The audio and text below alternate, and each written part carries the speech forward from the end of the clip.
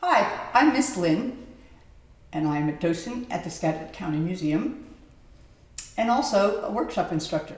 And today I'm going to show you some artifacts from our school life trunk.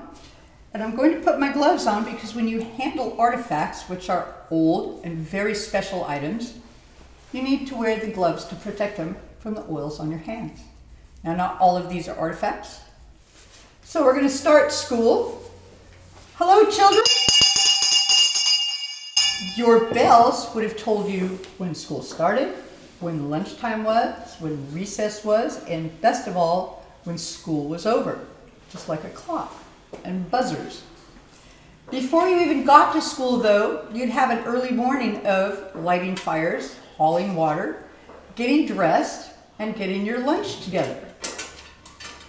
How'd you like to carry your lunch in a box like this? Nothing special, and remember there was no ice, so you'd have to pack things that would keep, probably for breakfast and lunch. Things like hard-boiled eggs, some meat and bread left over from last night, fruits and vegetables like we do today. And then there's two ways to get to school. You can walk, or if you're really lucky and your family has a horse, you could ride a horse. Most children just walked. And then, when you get to school, it might look like this. Can you imagine going to school in a place like this? No windows. It means you have to light the fire in the morning and bring the water in to keep it warm and have something to drink all day. And then the schools get bigger and bigger. And more children come here to go to school. Because remember, we're in Skagit County. And the schools got bigger, and they even have windows now. But still no running water, still no heat, unless you light the fire and bring the water in. Now it's not like drinking fountains.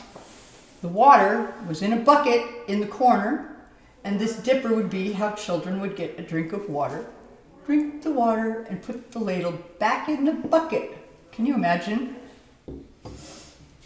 Children were required to learn how to read and write, just like we are. This would have been a first grade reader.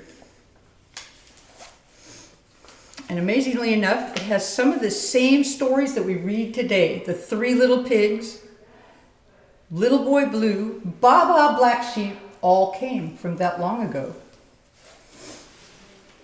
In learning letters, remember that the classroom of this size had all the grades 1 through 6 in one room. They would use a slate because paper was expensive and not easily available. And this is how they would learn their letters and their numbers. Because it's erasable and it lasts a long time, and they would go from letters to words to actual math problems as well. And that's how they learned their math and their English letters. Now, once they graduate from a slate, or possibly want to write something at home, this kind of sharpened stick was a very good option, dipped in your fireplace in soot, and you could use that as a writing utensil. Another writing utensil was called a quill. And you can see that it's cut at a diagonal, and this would be dipped in ink and write on the paper. And that turned into an actual wood and metal pen that also was dipped in ink to write on your paper. Now schoolhouses got bigger and bigger and nicer. So you've gone from the one-room school to the bigger schools, and you'll notice almost all the schools had a bell tower. There's a big bell in there that also signals the children when to come to school and when to go home and when to go out for recess. This is a picture of kids in an older class, and this is where the inkwells go. There's little holes in the desk where the inkwells go. So everybody had an ink supply. In those days, young ladies as young as 15 could teach school.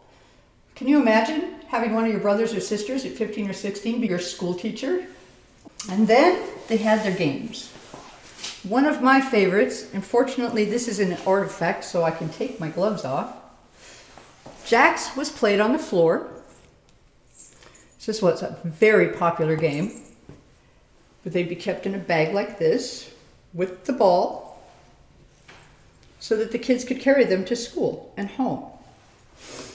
The jacks would be thrown and the ball would be thrown up and you got to pick up a jack. You have to pick up all 10 jacks, and then the next time around you have to pick up 2 jacks. On and on till you can pick up all 10 jacks on one bounce. You can still get this game today. It's a really fun game. And that brings us to the end of our information on school artifacts.